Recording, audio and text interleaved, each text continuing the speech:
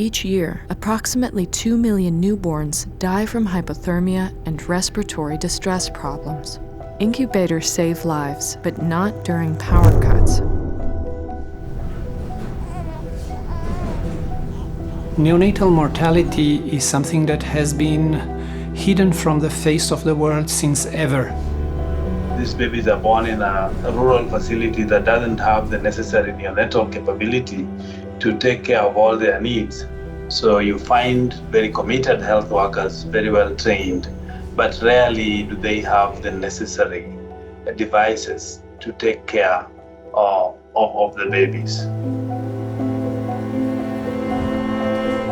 In sub-Saharan countries of Africa, equipment is often sent by high-income countries at the end of their lifetime and then actually is never used or used for a very short time until it breaks down.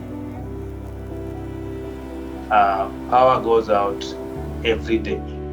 And therefore, if you're relying on the standard incubator that requires constant flow of electricity to keep it working.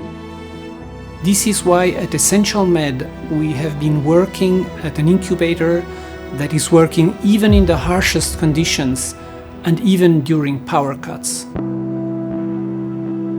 It works on a thermal battery that allows for great autonomy and therefore more stability in case of electrical failure or during transport. I don't think I've seen another incubator with similar features in my 20 years of work.